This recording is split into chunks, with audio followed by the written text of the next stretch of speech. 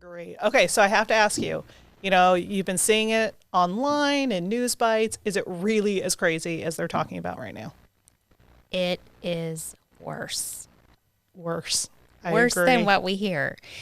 The news always seems to be a couple weeks behind. So by the time the news comes out and people get all excited, we're like, well, we've been doing it. We've been doing that for a couple weeks already. I agree. It does seem to be delayed. I also find that a lot of the stats that they use are general King County or statewide. And it feels in our local markets, kind of the general east side of King County, South Snohomish, there's even a hotter fire going on. I agree. And real estate is always hyper local. So that's the part where people get sucked into some numbers, but really it's very specific to their neighborhood. I agree. That's what I'm seeing too. So what do you think's really driving all of this? I really think it's a combination of several factors. Of course, we hear about the low interest rates. And we've had rates between 2.5. Today we've got rates in the low threes, which is still incredible. Almost free money. Almost free. And then also the pandemic probably shifted some of the people from the core of the city or if they were renting.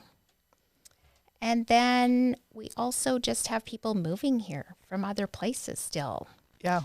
Yeah. Have you heard a lot from your buyers about that it's almost like that Saturday Night Live skit where they're on Zillow and they're dreaming of their bigger home. And all of a sudden they realize their 2-bedroom, 1-bath condo isn't cutting it anymore. They need the yard. They need a private office for themselves and their husband and their kids for homeschooling. That's a lot of what I've been hearing from my buyers. I totally agree. Yes, exactly. And we saw a huge expansion, I think, to the suburbs and even up into Snohomish County has become super popular because many of them can work from home and they don't anticipate, needing to go back like we were, Monday through Friday. Yeah, totally agree. I've been showing up in Lake Stevens and out in Monroe or folks moving from Seattle to the east side that they no longer have to worry about an hour commute. Yes. It's maybe a commute from their bedroom to their office. Right. Or their home office, I should say. Right. And what are you seeing with the buyers up in those areas? Is it still just as competitive? Oh, it's just as competitive. And really, depending on the neighborhood you're in, some, you look around and you're looking for comps and there's been nothing sold because there's been no active inventory in 3 or 6 months. It might be the first house in the neighborhood up for sale. So Snohomish County has just as limited inventory, if not more so in some neighborhoods, that I'm finding in King County. Isn't that interesting? Yes. Yeah.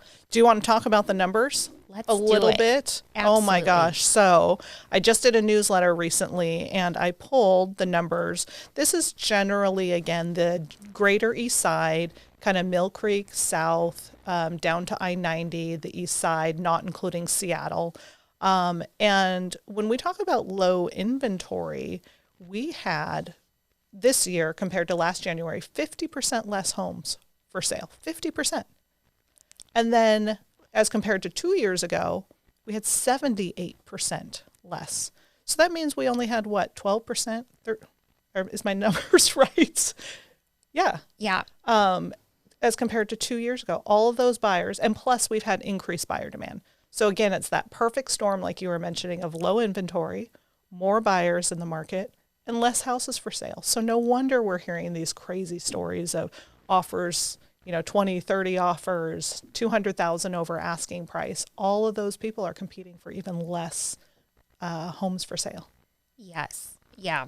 And I think really just that drive to get out of rentals and have a home to own and grow their equity is really probably what's driving real estate across the nation. Yes. Because we hear it just as busy across the nation. We just are that extreme. Yes, I totally agree. And then based on equity, we'll talk about predictions later, but, our sellers are in a great position right now. Most of them, if they've owned their home for 2 years or more, have probably gained 38, 40% equity, maybe even more in just 2 years. Yes. I've had a couple sellers that literally bought about 2 years ago, and they are able to just move on and cash In out. And now the trick is, are they moving into the same area, or do they get lucky enough to buy into a market that isn't as crazy maybe as ours? yeah, interesting point. So some bought new construction, which is a good plan if that is an avenue that people could pursue.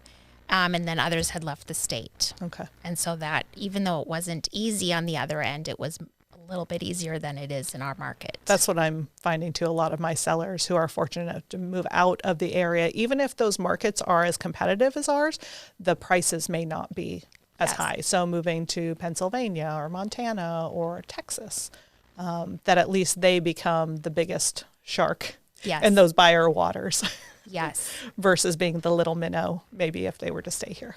Yes. Yes. Absolutely. Yeah. And mine are going Idaho, Arizona, and different states like that. Some even back into California. And so it is quite interesting. Yeah. Yeah. Well, we wish all of our clients the best of luck. Always. Yes. Always.